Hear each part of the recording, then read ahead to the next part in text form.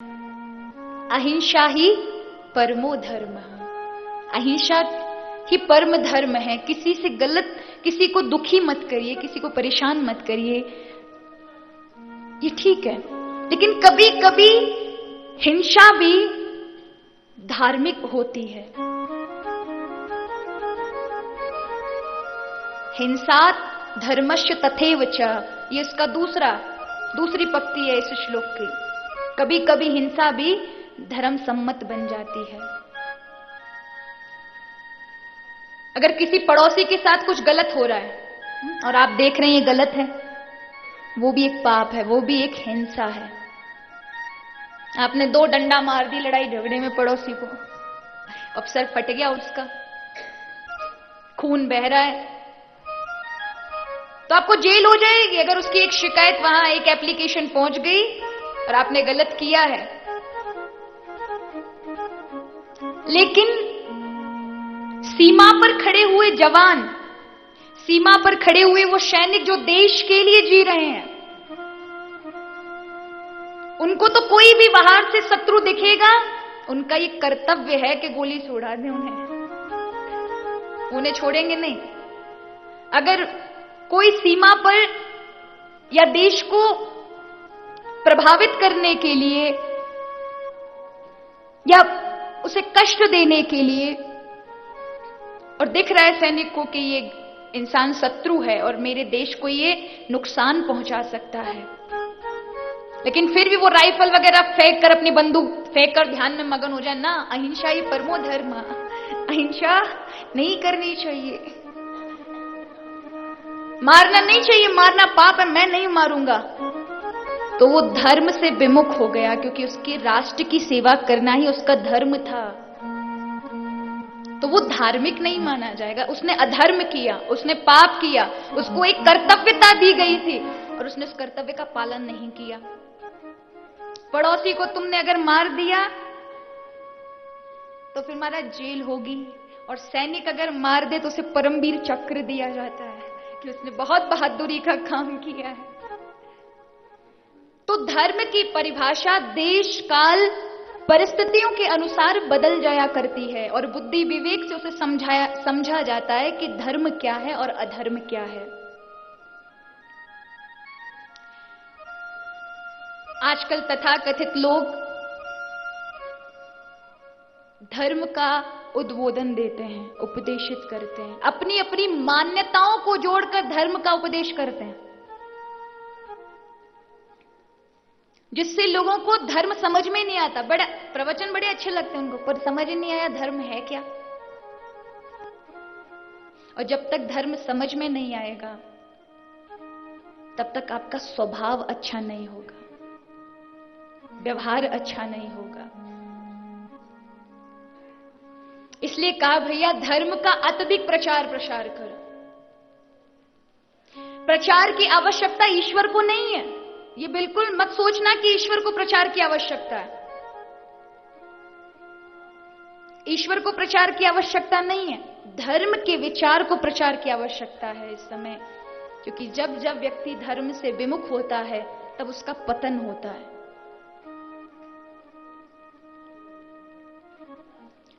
कुछ लोग सोचते हैं कि हम अगर धर्म को नहीं मानेंगे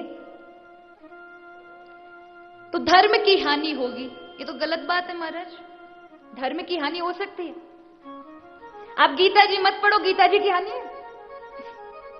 अब भोजन आपके सामने रखा हो, भोजन मत करो, किसकी हानि है? भोजन की है आपकी।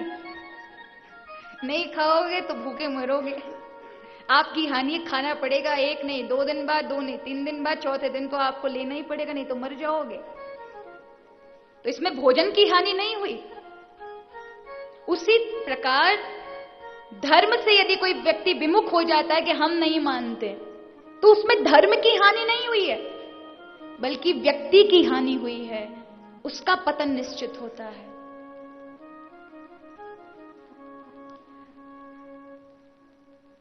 इसलिए जीवन में धर्म का आचरण होना चाहिए, धर्म हमारे स्वभाव में हो, धर्म हमारे कर्तव्य।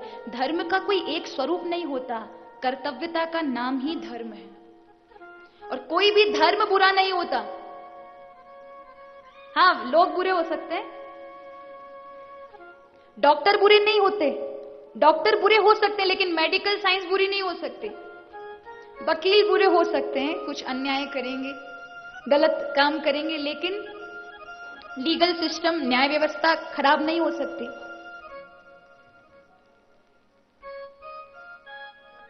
तो धर्म बुरा नहीं होता, धर्म तो आचरण करने का विषय है, धर्म तो स्वभाव है आपका, तब आप धार्मिक हैं। धर्म का प्रत्येक व्यक्ति को प्रचार करना चाहिए। आपके पास शब्द हैं तो वाणी से प्रचार करिए। आपके पास शब्द नहीं है, आप लिखने में ज्यादा रुचि रखते तो आप लिखकर प्रचार करिए।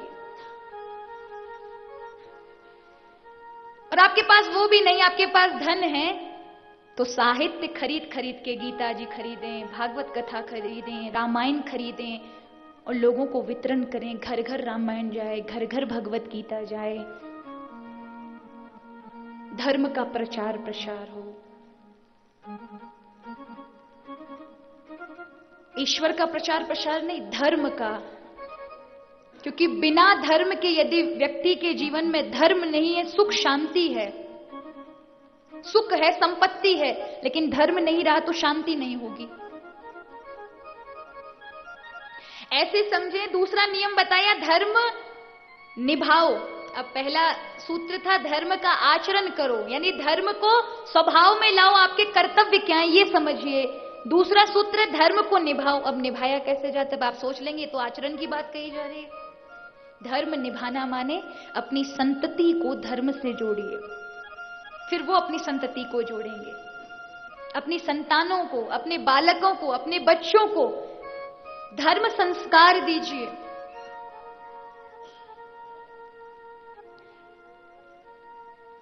आपने अपने मरने के बाद या जीवन में जीवित ही अपने बालक को धन दे दिया और धर्म नहीं दिया तो वही बालक उस पैसे को बर्बाद कर देगा, इधर उधर चीजों में बर्बाद कर देगा। अगर उसका भाग्य अच्छा है तो 2 पैसा कमा करके अपना जीवन यापन भी कर लेगा, लेकिन धर्म नहीं रहा तो पग पग पर भटकेगा, पग पग पर उसका पतन होगा।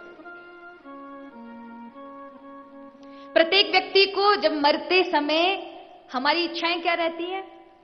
बहू बेटियों को अब हम कैसे जिएंगे, हमें बड़ी याद आई, हम जा रहे हैं, ऐसा बोलते हैं। मरते समय एक उपदेश देना चाहिए सबको कि आप बेटा हम जा रहे हैं, हमारे पीछे तुम शायद कुछ करो, हमारा क्रियाकर्म करो या ना भी करो, हमें याद करो या ना भी करो, लेकिन साल में एक बार कहीं राम कथा हो रही हो, भागवत कथा हो रही हो तो अवश्य सुनने जाना। ऐसा उपदेशित करके जाएं। अगर वो बालक साल में कहीं भी किसी भी वक्ता के द्वारा, किसी भी संत के द्वारा, महान पुरुषों के द्वारा भागवत कथा, राम कथा, गीता आदि कोई भी कार्य हो रहा हो और उसमें साल में एक बार भी चला जाता है तो उसके जीवन में पतन नहीं हो सकता। ना उसके पूर्वजों की दुर्गति होगी, ना उसके आने वाले वंशजों का भविष्य बिगड़ेगा। लेकिन जब व्यक्ति धर्म से विमुख हो जाता है तब उसका पतन होता है। अभी तो सुख संपत्ति सत्ता सब आ जाती है, तब बड़े खुश होते हैं, हमें क्या जरूरत है, लेकिन मृत्यु के समय बड़ा दुख होता है कि जीवन में सब कुछ पाया लेकिन जो पाना था वो नहीं पा सके। आप बताइए, पूरे जीवन की कमाई एक और रख दें, कथा के लिए लोग टाइम का सोचते हैं। कितने लोग होते हैं, अरे समय कहाँ है, कोई बोले ना कथा में चलो, काय की कथा महाराज, यहाँ समय नहीं है मरने के लिए और आप कथा की बोले जाए तो। अब मुझे ये बताइए, ये समय और मरने की बात करते हैं, जब वहां से बुलावा आएगा तो ये टाइम लेकर बैठेंगे कि कितने टाइम, और ये रुकिए रुकिए हमें अभी थोड़ा सा और काम करना है फिर जाएंगे।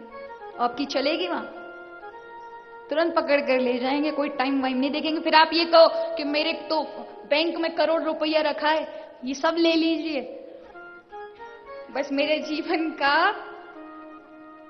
1 मिनट दे दीजिए, 60 सेकंड दे दीजिए, 80 सेकंड दे दीजिए। दे पाएंगे?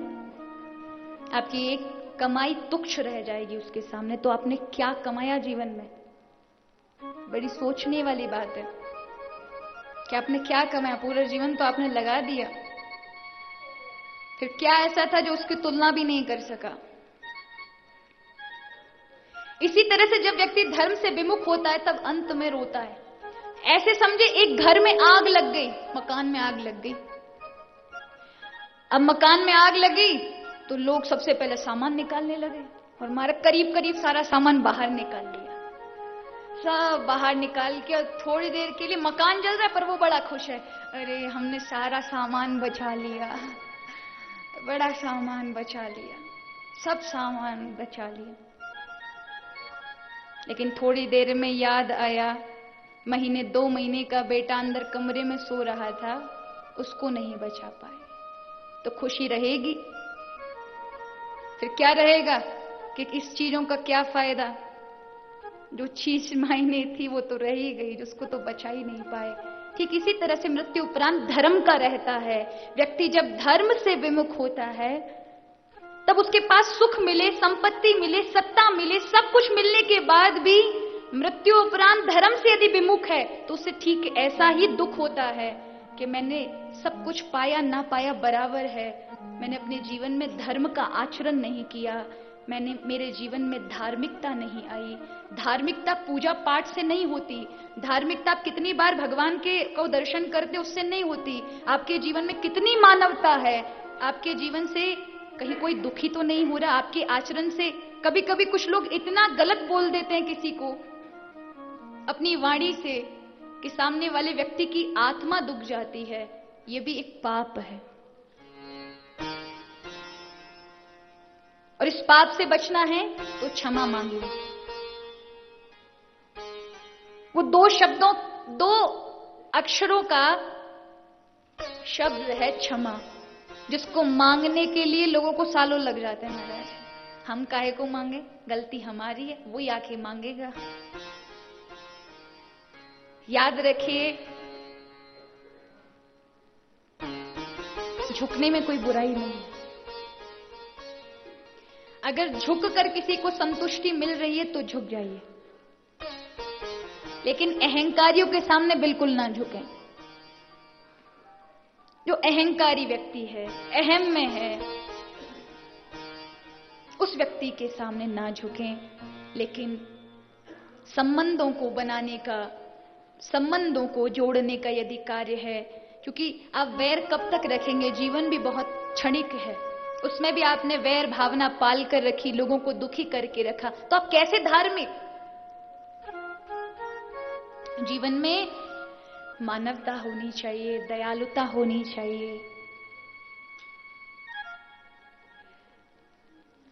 सनातन धर्म में आप अगर देखा जाए तो हिंदू वैदिक धर्म में कितनी भावनाएं हैं। सांझ के समय पेड़ पौधों को मत छूना, ऐसा कहा जाता है, ये सो गए हैं। हम बचपन में अगर दीपक बुझा देते थे तो हमारी मैया हमें डांटती थी कि ऐसे नहीं बुझाते फूंक मार के, वो अपनी मां से मिल रहा है, ऐसे नहीं बुझाते, तुमने बुझा दिया। छोटी छोटी कन्याओं को देवी स्वरूप माना जाता है। यहां चींटियों को या नन्ही नन्ही चींटियों को अगर पैर पड़ जाए तो हमारे से पाप हो गया।